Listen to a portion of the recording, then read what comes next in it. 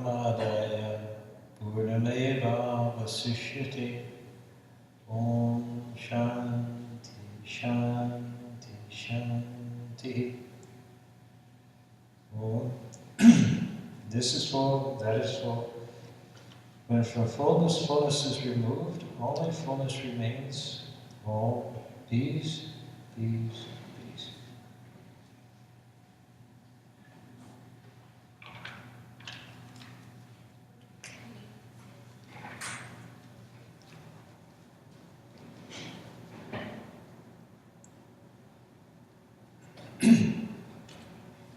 Okay, so we're studying the Isha Upanishad, and we covered the first 4 verses or so.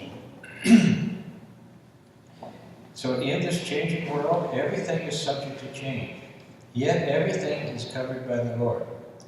Practice renunciation and be strong in the consciousness of the self. Do not run after anyone's wealth. A man may wish to live for 100 years, performing his duties as prescribed by the scriptures. O man, if you do your duties in this way, then the results of whatever you do will not cling to you. There is no other way. There are worlds known to be sunless and fit for demons. They are enveloped in darkness, such as what the blind, in other words, those devoid of self-knowledge, experience. Those people who have neglected the attainment of self-knowledge and have thus committed suicide, as it were, are doomed to enter those worlds after death. Brahman is one without a second. It never moves, yet it goes faster than the mind.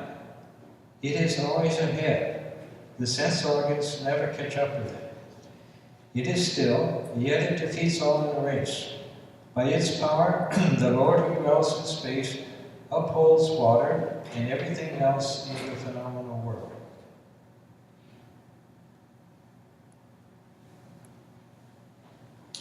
That Brahman moves, and it does not move. It is far off, and it is also nearby. That Brahman is inside of this, and is also its outside. So these are the verses we covered earlier. And as we mentioned, the main idea in the Upanishads is that there's only one reality, only one thing in existence, and that they call Brahman or God. And this one consciousness, this one reality, pervades everything. At the same time, though, it's transcendent. It's beyond everything. You know, he doesn't become the universe, but it's experiences. It's the consciousness which is aware of the universe. And the whole purpose, the ultimate goal in life, is to actually experience that infinite consciousness, which is your own true nature. Now, in order to understand this, and in order to understand the mystical knowledge that you find in all the religions, it's necessary to discover what we are. And this is one of the paths in Jnana Yoga, the yoga of knowledge, is to begin to inquire, who am I? Normally, our sense of who we are, it depends on a body and a mind. We have a particular body, we have a particular personality, certain thoughts, memories, ideas, and this constitutes, who we think we are. And as such, we're human beings, living an ordinary human life, which can sometimes be very happy, other times be very miserable, but always very kind of small and limited. But at the same time, in our real nature, in our true self, we're that infinite Brahman itself, because that's the consciousness which has become us. That consciousness, when it gets identified with a particular body and a particular mind, it says, okay, I'm this person. And then it experiences this particular life and the events and so forth that come there, but yet it's actually something different. And normally we're so absorbed in what's happening to us personally that we're not aware of anything else. We're so absorbed in what we see outside ourselves and reacting to that we simply aren't aware that there's anything else there. But when a person begins to kind of reverse that tendency, and instead of all the time being absorbed in what he experiences outside, begins to search within, and begins to ask, well, who is the one who's experiencing this? Who is the one who's actually aware of things? Eventually begins to uncover various levels of consciousness, which gradually open up to infinity, because that's what Brahman is. You know, it's the consciousness, the chit, which is Brahman. That consciousness uses the body and the mind as its instruments and gets certain experiences. But yet all the time, that consciousness, that awareness, that sense of I, this is me, that's actually something different. And so, and this is what the ancient sages, the ancient rishis in India discovered, what the saints, the mystics, and all the religions have discovered, is that we're not just a very limited mortal human being, which is going to live here for a certain number of years and die. We're actually immortal spirit, and ultimately discover that we're one with the divine consciousness, with the universal consciousness. And this then is the kind of the spiritual path, is reversing the trend of thinking, oh, I'm just a body, I'm just this particular individual, and going back and discovering that within us is the source, the creative force behind the whole universe. And so this is what kind of the Upanishads teach. And in the first verse we had, it told you that instead of looking at the appearance and dealing all the time with the appearance, try to see the underlying reality of that. And this brings us now to verse 6, which says that Yastu Sarvani Bhutani Atmanyeva Nupashyati Sarvabhuteshu Shatmanam Tato Na Vijugupsate. Says, he who sees everything in himself and himself in everything never hates anything. And then the commentary says this is what is called Sarva Darshita, or same-sightedness. All beings have a common self. Essentially, we're all one, and we differ only in terms of names and forms. But these names and forms are a superimposition. They are not real, and therefore are not part of our being. Names and forms are like a thin veil through which the real being within has to be seen. A boy may try to fool his friends by wearing different masks. First, he wears the mask of a tagger and behaves like a tagger. Most of his friends are frightened. The next moment, he wears the mask of a monkey and jumps around like a real monkey. This time, his friends are amused. This goes on for a while, but finally the boy puts aside his mask and appears as he is. The boys then know that he is one of their own. He had always been the same, but the mask made him look different. We are all one and the same, Brahman. Only the names and forms make us look different. So this mantra urges us to see that we are all one in essence. From Brahman down to a blade of grass, there is only one single entity. It is not a matter of parts joined together to make a whole. The self is homogeneous.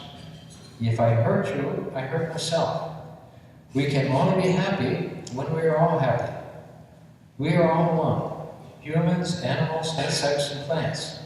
The goal of life is to realize this oneness of being. To feel one with all leaves no room for hatred or secrecy. There is only room for love.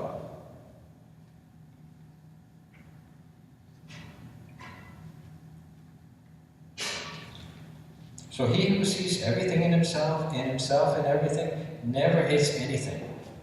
So this is the essence of the knowledge, of the teaching. It's also the value of it. that when we live on the surface and only see the appearances, the differences, like I said, we live a very small existence. And we tend to look at the world and relate to it from our personal standpoint, and then we divide it up into things and people that we like, and people that we don't like, and people that we respect, people we don't respect. And like that, we're constantly looking and saying, oh, this person is unpleasant to get along with, so I don't like him. And so like that, we see everything good and bad. But when you realize that underlying the appearances, underlying the what we see as the physical appearance and as the personality of the person, that underlying that there's only one consciousness there, and that consciousness is your consciousness, and that same consciousness is within everybody, then all sense of hatred, all sense of enmity and violence ends. I just read a book, Wonder of Being, one book on Vedanta, Jeff Foster, who was out there. But he said the duality, sense of two-ness, I'm one thing, you're something different, this is the source of all violence. In ancient times, the sages, the rishis, they discovered three very important things, three very important truths. First of all, they discovered that man, in his real nature, is this immortal, eternal self, spirit. Secondly, they discovered that behind the whole universe there's only one spirit, one consciousness, and it's the only thing that exists. But the third thing they discovered was unity, that there's a oneness in things. And this is not what we experience in our everyday life. What we experience in everyday life is difference. Everything is different from everybody else, and like that we're kind of wandering through a forest. There are all kinds of different people and trying to survive. But as a person begins to move towards the spiritual consciousness, he's also moving into the oneness. And then he begins to relate to the world, not in terms of his personal interactions as individuals, but out of the oneness of things. And this is as a person begins to become a little more spiritual, a little more conscious of the spiritual, what expresses to him is not his individual personality with his ego, with his likes and dislikes and so forth, and needs and all these things, but it's actually the one divine consciousness begins to kind of flow through. And then it becomes a transformation. So people, particularly Americans, sometimes ask, what's the good of just sitting in a corner and meditating? Go out and do something. Go out and do some good works or something. But actually, the greatest good we can ever do to the world is to begin to understand and to experience who we are, what we really are, and then to let that express itself through us. Most people, when they become religious, first they become do-gooders. You become, and this is religion in practice. This is like the foundation of religion: is do good and be good. And so there's nothing wrong with it. But as you go on, you realize that there's something else. There's something deeper than your personal self, your personal understanding and knowledge and capabilities. There's something deeper there which can function much better than you can. And then gradually there's a sense of not me going out and saving the world and other people, but rather becoming an instrument in the hands of something else. And the attitude of surrender, not my will, but thy will be done, this attitude of letting Spirit, letting God, the divine, express itself, gradually removes the barriers that prevent us from that, block us out from that knowledge, and it begins to become a part of our experience, a part of our consciousness. It's like the sun is always shining, but we can pull down all the blinds in our house and sit in complete darkness. And this is as human beings, this is what we're doing. God in His infinite glory, infinite power, wisdom, love is there, but we blocked it out. and our ego is saying, no, I'm in charge here, and then we go, and maybe we're a good person, or maybe we're a bad person. Trying to do good in the world, or trying to do bad, but basically, we're trying to do it on our own, separate from God. And this, at the end, we all become like the prodigal son, who left his home, left his inheritance, he said, let me take my part of the inheritance with me, and he went off and tried to live on his own until he ran out of money, and then he found himself in the pigsty later. And so then he decided, well, let me go back home, and he found all his riches from his father, his home, it came back to him. We're like that. We're born, we have a certain amount of power, a certain amount of ability, intelligence, and so forth, and then based on this, we try to create our idea of the world we want to be. But we find out that our capacities are somewhat limited, and as we go on in life, we find our possibilities are limited. This I mentioned before, how when we're young, when we were children or young, it's like the whole world was there, all opportunity was there. Nothing, everything was, we felt everything was available to us. But as you get older, you find more and more your life is getting narrowed down into a basic routine. Suddenly you're going to work every day, you're commuting every day, you get home, you're too tired to do anything else, so you go to sleep, then you get up the next day and you do the same thing, and all these infinite possibilities, which seemed to be there when you were younger, they just kind of dwindle away, and then finally you end up in an old folks home, and then you just sit around and watch TV or something. So I got that infinite glory, that infinite splendor that's there within us, it just gets lost completely, and because we've had this idea that I'm in charge, what we experience is only coming to our body. This is like, we're all like branches of a tree. And because of that, because we're connected to the tree, its sap, its life force is flowing through us, and we all prosper. Whereas the ego individual is like a branch that's cut off from the tree. And it comes and says, oh, I'm so wonderful, I have such beautiful flowers, I'm so, so intelligent and beautiful and everything else. But once it's cut off from the tree, gradually it just starts to wither and dry up, and pretty soon, instead of being beautiful, we're old and kind of gotten fat and wrinkled and everything, or instead of intelligent, we find ourselves gradually going down. I remember once in Hyde Park, I was in the bookstore, one of our neighbors came in, I think he lived right there in the neighborhood, and he had been, he was a retired teacher from the University of Chicago, I taught like Jewish history or something,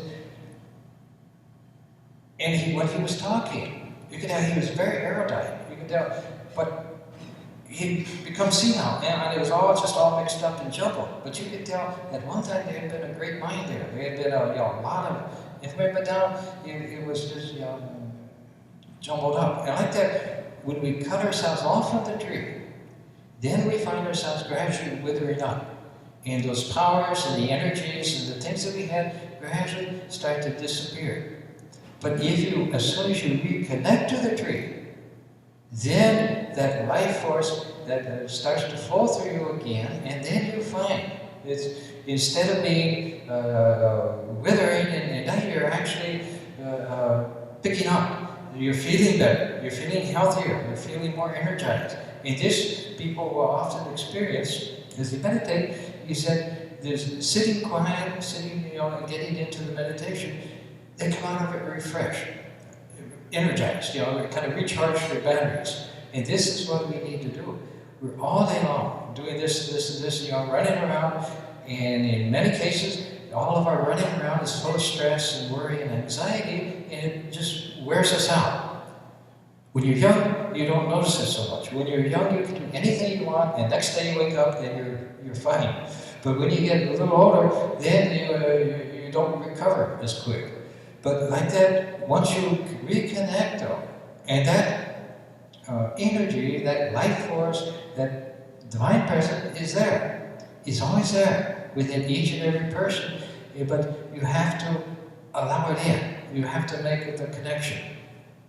It's like, and this is what, meditation, things like that, what you're trying to do is to make a connection with your own deep, true inner self, which is the infinite divine presence of Brahman. And so, as you do that, you become transformed, you become, begin to get back.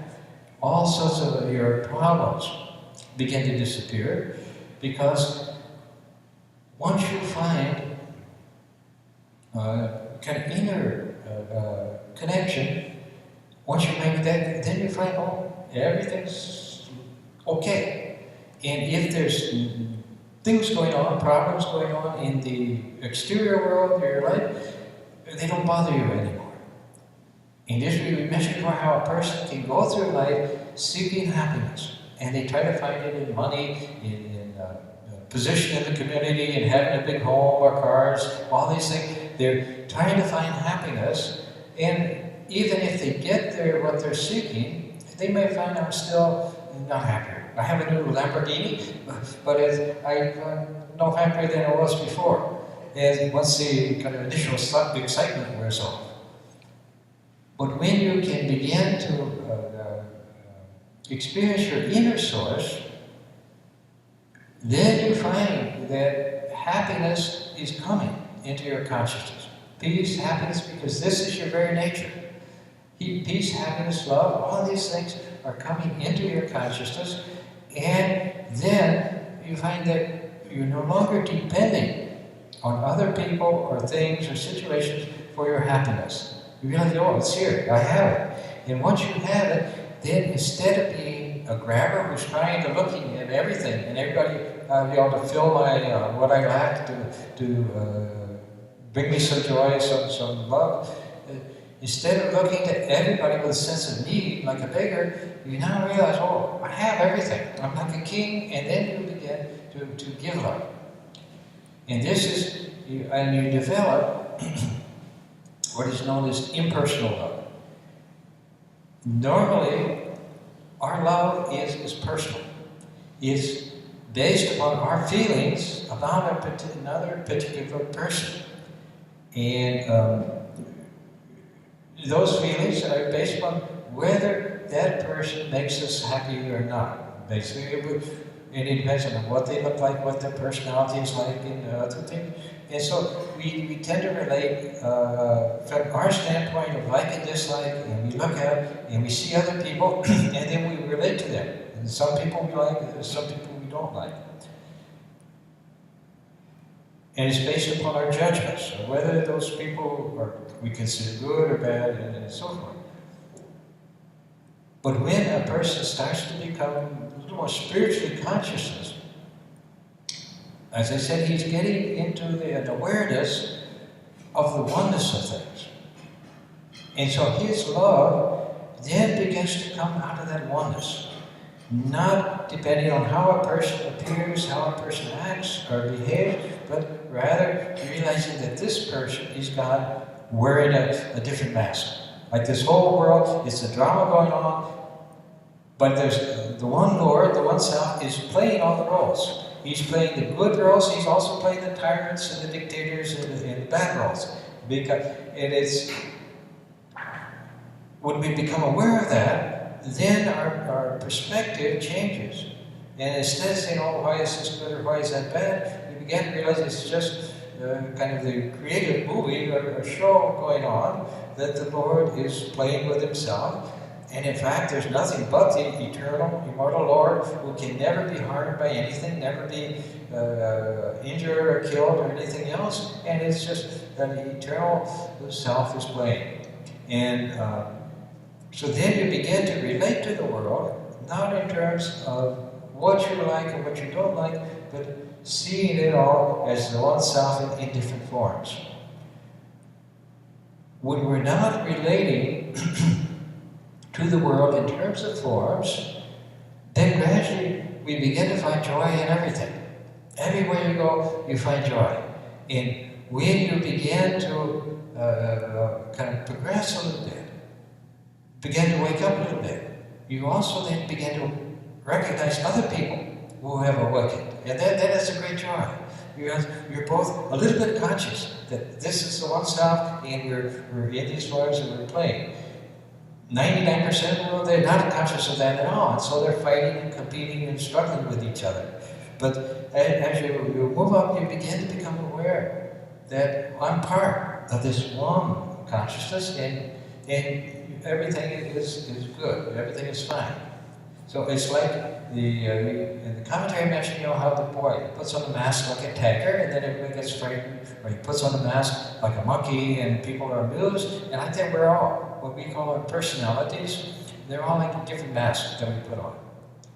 And actually, the word personality itself, it comes from the old Greek word, I think, persona, because in ancient Greece, in the theater at that time, the actors, they would wear these big masks that would show if they're the hero or they're the villain or what they are.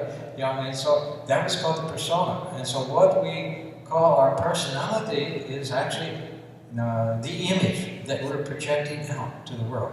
But underlying that image is actually the divine itself. And like I said, when we're not aware of that, then we're seeing everything in terms of the masks, the roles that we're playing in the drama. And we say, oh, this person is good, this person is terrible, and like that I like, and I don't like, and like that we're reacting to everybody in terms of how they appear. But when you become aware that divine self, the glorious, wonderful divine being is really the self within everybody, playing all the roles, then you realize everything is wonderful. Here's the Lord coming in a beautiful person, here's the Lord coming in a cranky person, here's the Lord coming in an ugly person, but it's all the one Lord. And Swami Vivekananda, Swami in San Francisco, he expressed it very well. He said that just as in ordinary human love, that when we love someone, everything about them seems adorable. Everything, even their faults, even their little quirks and shortcomings, all those things seem very kind of delightful. Like the mother with her baby. The babies maybe be like terrible twos or running around doing all kinds of things, but to the mother, that baby, everything it does, even when it's naughty, it's something very adorable. So Swami Vivekananda said that when you realize that the Lord Himself, who is the most lovable, the most adorable being in all of the universe, when you realize that He's there in front of you, in this person, then you no longer see, oh, I don't like that person, or that person's got some. You begin to realize that, oh, this is that Lord playing this role. This is the Lord misbehaving, whatever. And so it's like in this world, this universe is made up of the pairs of opposites, good, bad, pleasure, pain, and so on, and the laws of karma.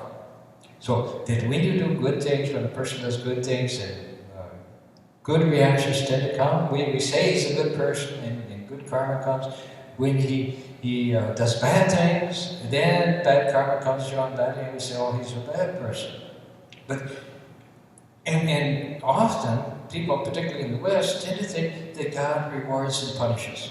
If a person's good, well then God rewards him, or if he's bad, then God punishes him. But it's not that way at all. It's just, well, the laws of karma, they work themselves out. God has nothing to do with it. And God never, no matter what we do, no matter how horrible we are, we're still God's children. And He never sees any flaw. There's never any blame in it. It's like children. They go out and say, play cops and robbers. So now when they come home, the mother doesn't say, oh, you were a cop, so you can come in, but you were a robber, so I don't like you, go away. No, she don't like we're out playing in the universe, so now they come back. And that's all. There's no kind of blame or condemnation or anything. When we do bad things, our own mind creates senses of guilt, says that, oh, I did the wrong thing, and different reactions come. But that's all just within our own mind. When we get deeper than that, then we begin to realize that none of that is actually real. And this is one thing is that normally when a person is religious, when they're trying to be religious, they're thinking in terms of good and bad. They're saying, I've got to develop more virtues, I've got to get rid of my vices, and it's like a struggle, trying to love, trying to grow, and which is fine, and it's a necessary thing. But when a person becomes realized, when he actually becomes aware of spiritual consciousness, then he's completely transformed by that experience. And a person, he may have been very bad, a very big sinner before, but now he's completely changed because his whole nature has changed. He's become aware of, oh, this is what I am. And as soon as you become aware of what you are, then you're transformed by that experience. The previous personality, whether it's good and bad, those things, you realize, oh, that wasn't me at all. It was just kind of a delusion, hypnotism going on, and now suddenly you wake up. It's like when you're asleep and you're dreaming, you have a dream, and it's maybe a pleasant dream or a very scary dream, but as soon as you wake up, the dream's over. And then you're not at all, you don't say, oh, in the dream I was a bad person, so now I'm bad. No, you don't, okay, that was just a dream and now I'm awake. And so like that realization, doesn't represent just getting better and better, becoming a nicer person. It represents waking up from the delusion that you're just a human being, just in this world, that this is the only thing that's real. Waking up from that and realizing that you're actually spirit, you're the child of God, the children of immortal bliss. This is one of the Vedas. This is what it said, that all you gods and goddesses have discovered the great truth that we're all children of immortal bliss. This is what we all are. And when we shut out that knowledge, when we're not aware of it, then we live an ordinary life with ups and downs and some little happiness, little unhappiness in ordinary existence. But the possibility is there to become aware that we're children of immortal bliss. Everything is there. Swami Vivekananda used to mention that never think you can't do anything, because you have the whole power, the whole presence of God behind you. That's your real nature. So he said, you go around thinking you're sheep, but he said, you'll stand up and realize who you really are. Rise awake and stop not until the goal is reached. Well, ultimately, what we're all trying to do through this life, through all our experiences, is trying to get back to the union, to awareness of that one, the true source, the true nature of our being. And the more we move in that direction, the more the limitations and the difficulties and problems, everything else begin to go away, begin to just disappear, fall away, and you begin to open up to that presence within. Now, in the path of Jnana Yoga, the path of knowledge, you try to focus on, okay, this is what I am. This is the reality of my being. I'm the Atman. I'm spirit. I'm the presence of God within. And they try to take their stand there. But that means I'm not the body. I'm not the person. I'm not the individual. I'm this tattva-masi. I'm this higher self. And now for most people, this can be a little difficult, because it means rejecting everything else that you normally think yourself to be. And trying to take yourself, no, I'm actually spirit. I'm not in the world at all. I'm not a human being at all, so forth. But now that same truth, that same reality can be approached from a different direction, which is the path of bhakti yoga, the path of devotion, where the person starts where I am.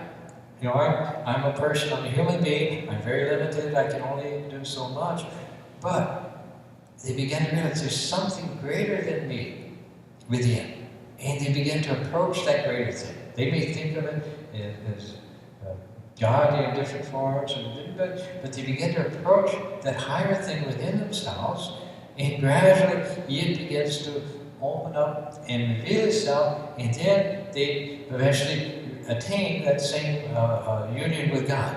In other words, it's the same truth, the same reality. There's only the God is there, but the approach is different. One tries to stand here, and one tries to stand here, but eventually they all come together. So anytime we're trying to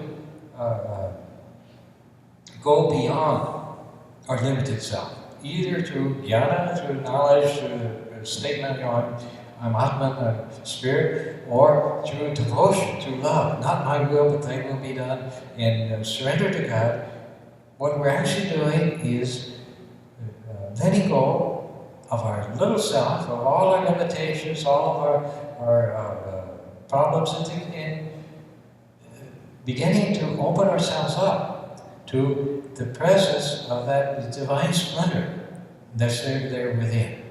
And this then gradually, leads gradually to the experience of a totally transformed vision, an experience of what things are.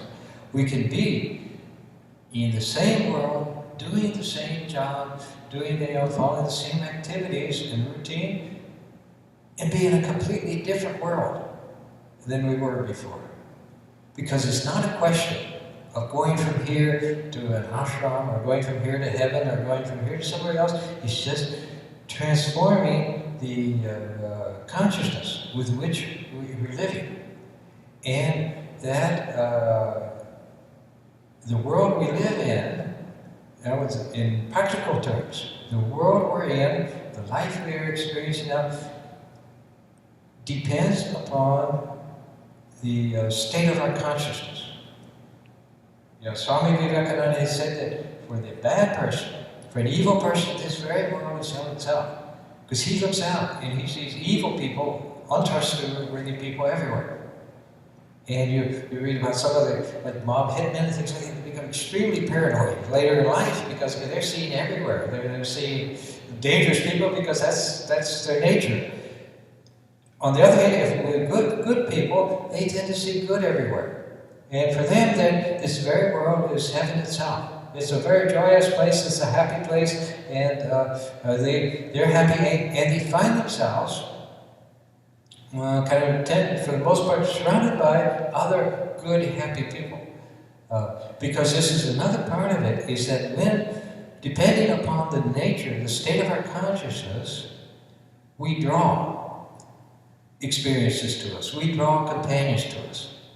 For example, the criminal, he hangs around with criminals. He won't come to the temple like you, but he'll go to places where other criminals hang out, and so he's always in that environment, surrounded by criminals.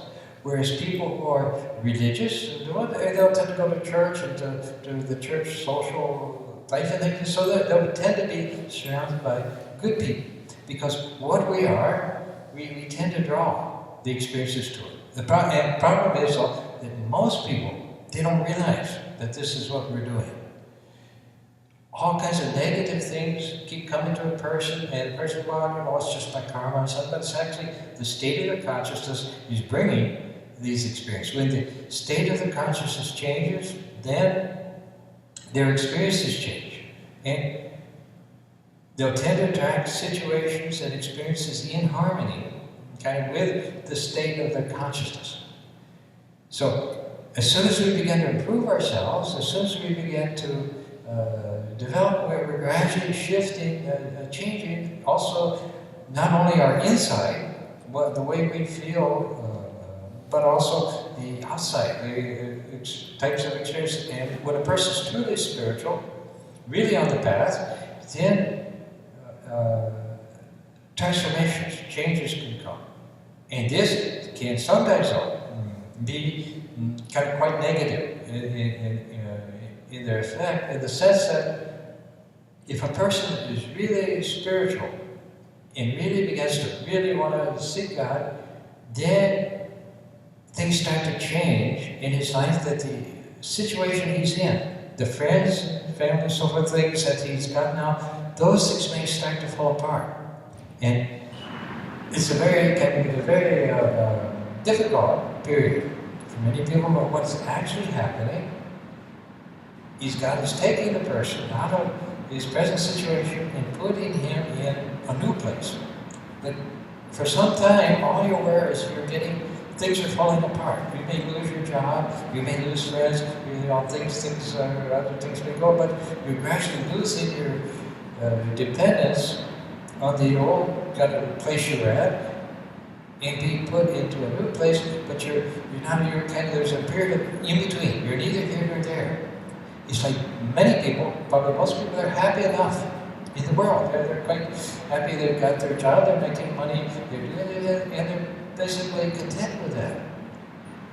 But a spiritual person who's got some spiritual temperament, he finds that all of this is just going to work, just making money. It doesn't give me satisfaction. It's not. I may be doing quite well in my career. I may be making lots of money and everything, but it doesn't make me happy. Swami Varadananda said that he studies as with a master's degree in Nagpur University. And so he had his student, he had dinner with the head of the department, the Sanskrit department there in Nagpur University. And the head of the department, he was living in a big mansion, he had lots of servants and everything else. But the head of the department, he told the Swami Varadananda, he said, I've got this big house and I've got all these servants and things, and my wife is overjoyed. She's just really, but I feel like I've swallowed a ball of hot iron. I'm just miserable. Even though he had every worldly success was there, he said, I just feel like I swallowed a red hot ball of iron. And it's this way when a person starts to really kind of get spiritual. It's the things that give joy to other people, make them happy. It becomes actually painful to the person. It's like for some people, loud rock and roll, it's just they love it. Other people, it bothers. when a person gets kind of in a combo, some people listen to like classical music all the time, and if you get like heavy metal music or something, they won't appreciate it. Whereas other people, that's so like that. When you start getting this kind of spiritual urge and a little bit of spiritual development, the things which drive other people, which they desire, which fulfills them, which makes them happy, those things, they can actually be painful to you. And so like that, can be a transition from the state you're in now, with friends and social thing and job and everything else. So that could be kind of disrupted. And then you're gradually put into a new place. But there's a difficult time because for some time you're in between. You're neither here nor there. And that's the hard part. Then, in time you hit a higher plateau, and now you're okay, things are better now. I'm okay now, and you feel that you've outgrown. And this is what ultimately happens. He said in the beginning, the world, the different attractions of the world, it's why they present like strong temptations. In the beginning, person tries to struggle against those temptations. No, I don't want to get attracted to that. I want to, go to the spiritual. But in time, though, a person gradually reaches a point where those temptations, those attractions, of what St. Paul calls the carnal mind, that's drawn towards the worldly things, those things they don't matter anymore. Basically you've outgrown it. Like as a child, you had your toys, and you had to have your toys, and you'd cry if you didn't have them. But as an adult, you're not, you don't want to go play with your toys, you've kind of outgrown that. And so a spiritual person who's on the path, he's actually becoming an adult. The world is full of children. The world is full of people squabbling and fighting among themselves and going after this or that. Shamkrishna says it's like a madhouse. But as a person begins to become a little bit spiritual, he begins to get a little sense of his own kind of divine nature, then he outgrows all these things. And he's not interested in competing for money or anything else, position, things like that. He's gradually getting into something higher, and yet he becomes stable, like an adult. The mother comes in, the children are all fighting, and the mother says, okay, straighten out, stop by, don't bite your sister and things like that. And they but the mother doesn't get into the fight with the kids. She's kind of more mature. And so they're young souls, so all they want to do is experience, enjoy things in the world, and they're just play. And they're then what they call older souls who are gradually have evolved and become more responsible. And then like in life, we see this pattern reflected. First of all, children don't know anything about what's going on. And then gradually reach a point and then all they want to do is play and have fun. And then they mature a little bit more, and now they become a little more responsible. Instead of doing what they feel like all the time, instead of just playing it, okay, I've got to study, I've got to get through college. Seems like so slowly they become a little more mature, and then eventually they have a family and they take responsibility. Okay, I'm going to take care of these children. Instead of depending on everything else to kind of satisfy their needs, now they're beginning to serve other people in one way or another, and slowly like that, souls evolve. They go from just being interested in enjoying things and playing and, oh, I want to be a king, or I want to be this, and gradually they begin to say, let me help God with His work. Let me be His servant. Let me be His instrument. And then they become transformed. And eventually, until they attain complete union with God, and then there's no need to come back if they don't want. But even then, some souls, they will come back, what Sri Ramakrishna called Ishvara Kotis, even though they've attained moksha liberation, even though they don't need to be born in, they may come back as a teacher or to serve other people or to do God's work with some mission, some purpose in life. But they're not coming back because, oh, I want to enjoy this, and I want to get this, and have this. So, like with this verse that we read, he who sees everything in himself, and himself in everything, never hates anything. And this is the kind of the essence, and is also the tremendous value of spiritual life. When they speak of renunciation, they tend to think of something negative. The world's bad, so you have to give it up. But actually, what he's talking about is giving up selfishness.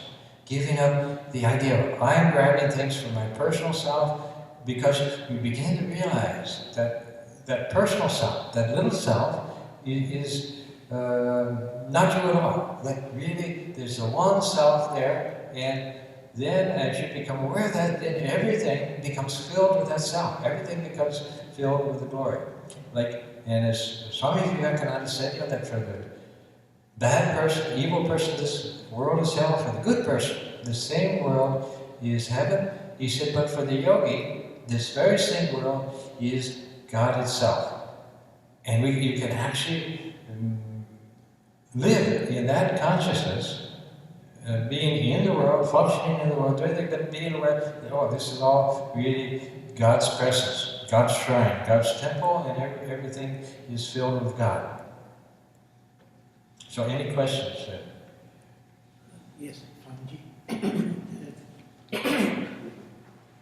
Two questions. One, when we start with the prayer, Purnamidam, Purnamidam, Purnat Purnamudachyate, Purnasya Purnamadaaya, Purnasya Shishate. He says, this Brahman is infinite, this conditioned Brahman is infinite. Mm-hmm.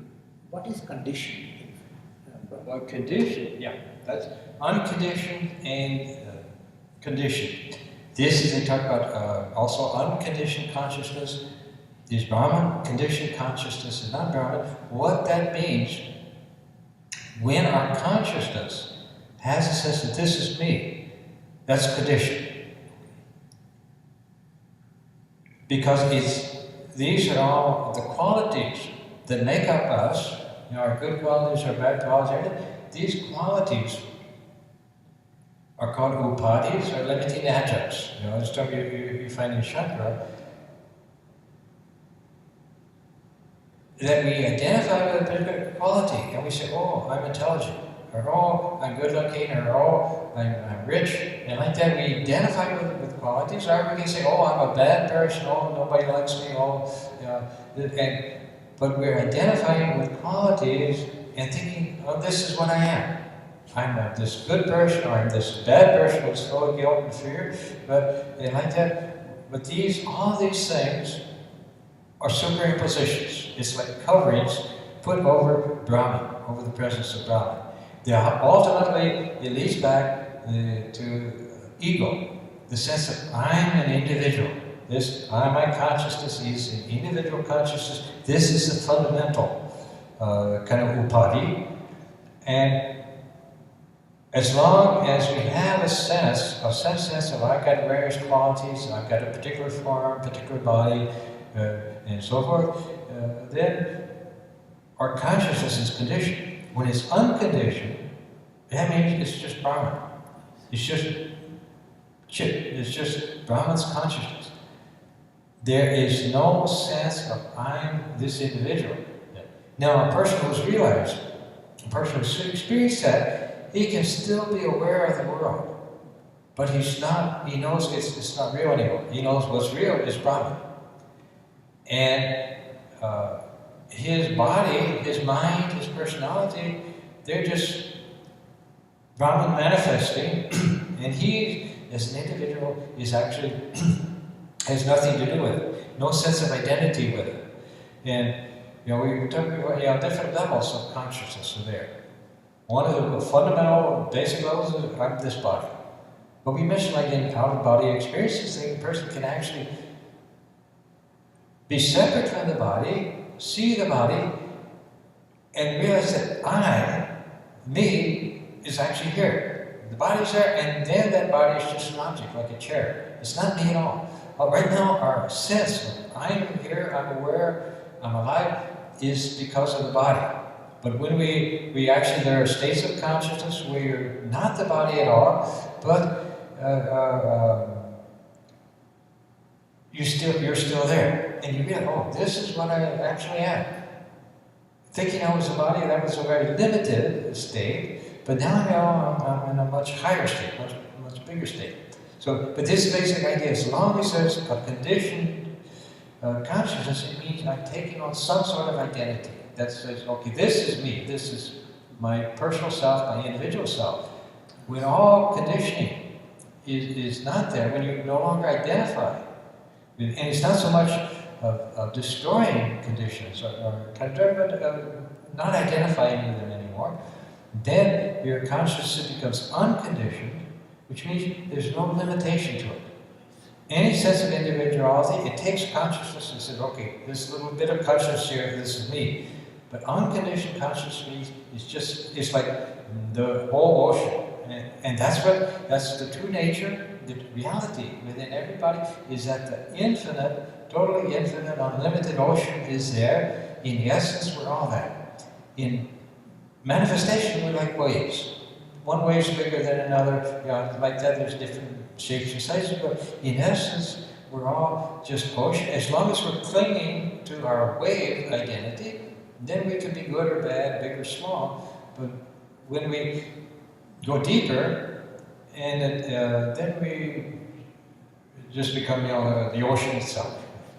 My second question my second question relates to the verse that you did today, verse number 6, which says that Yastu Sarvani Bhutani Atmana Vashyate, etc.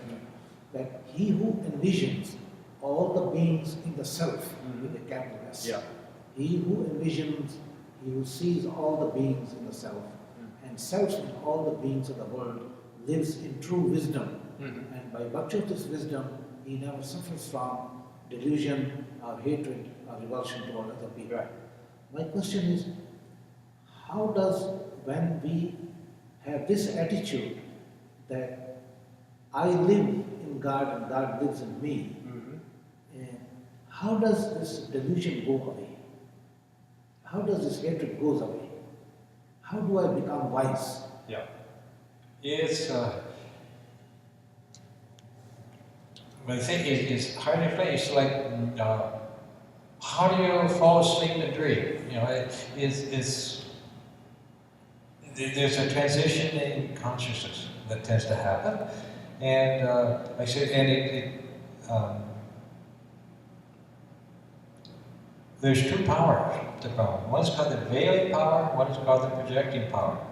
So the first thing is that the awareness that I'm Brahman, and that awareness is covered. And then once that awareness is covered, then you can project any kind of life you want. You know, heaven, hell, all kinds of different lives can be just like first you have a movie screen, and then on that screen you can project any kind of movie you want. But what you're seeing on the screen, though, is actually coming from the projector. You know, what we're seeing this world, but it's actually the source of it is actually being projected from somewhere else. In Plato, he gives a story of that there was a cave, and in the cave there were men, and they were all chained, facing a wall. And on the wall, different shadows were playing, and different shadows were doing different things, dancing, doing different things. But they were all kind of forced, chained to just watch the shadows on the wall, not realizing that the source of the shadows was actually behind them. And like that, we look, we're absorbed in the shadows, the world that we see, experience, not aware of where it's coming from. And so this is kind of the delusion, and there's no harm in it. It's actually fun when you know what it is. And this is the problem, is we identify with it and we say, oh, this is all it is. A person who's realized, he knows, oh yeah, the world's there, I'm aware of it, I see it, but I know what it is. Like Swami Krishna said, that when a person attains realization, the magic disappears, but the magician remains. You know? And so this is a transition in consciousness. But it's like similar, they say some philosophically, is something that can't be explained by the mind. But it happens. So probably the best example is you fall asleep and then you have a dream. And that dream is, where'd that dream come from? Why is it there? No, you don't know. But it just happens. But then you wake up and then the dream's gone. And, you know, then, okay. Any other questions? Yeah. Okay, that's it. But this verse 6 is a very powerful verse. Yes. Very deep. Yes. And see, we have the idea of kind of personal. Oh yes, I'm going to heaven, or I want to do this. And that's fine. There are heavens, and that's all good. But this Vedantic concept of, well, there's one out there. Instead of limiting God to all this particular heaven or this particular, you realize that everything is God. Everything gets transformed now. And it's possible to be in this world, to be functioning in the world, and yet at the same time to be totally aware of the divine presence pervading everything. And then you become completely transformed. Okay, so right now Swami Isha Upanishad, he's in Raleigh, North Carolina. He gets back tomorrow. On Sunday, he is going to give a talk on Shankara, because it's Shankara's birthday, and we're going to serve prasad, food afterwards. That'll be from 11 to 12, usually the Sunday service, and then prasad will be there. Then he does the class on Tuesday on Panchamaveda, the Gospel of Sri Krishna. Friday we'll continue with Isha Upanishad. And this is a particular strength of the Isha Upanishad, is it has that idea of covering everything with God. You know, starting in the first verse, the idea of cover everything with God, and then don't covet anybody's wealth. Because when you cover everything with God, then one thing's going to be the sense of greed. I've got to grab this for myself. Yeah. But when you're thinking in terms of everything is oneself, you know, then it's your whole attitude changes. So anyway, we'll do Friday class, and then next Saturday, which will be the 10th, we start our yoga classes. We'll have 2 classes on Friday. Saturday is going to be the children's class, and I think the aerobics class will be on Saturday from 9:30 to 10:30. And then on Sunday, we'll have the foundation yoga class and the meditation in yoga. yoga class from 9:30 to 10:30. And on Sunday, I think Swami Varadananda is planning to do a little special inauguration type program. So that's starting up on May 10th and 11th.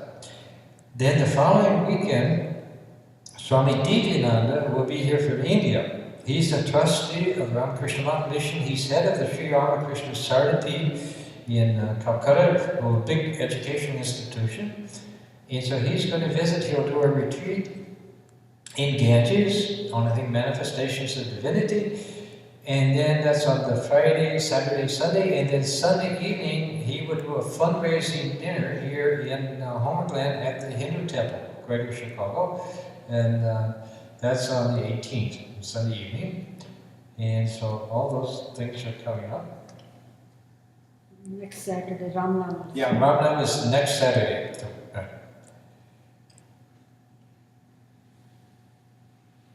So I think that covers it. So, okay.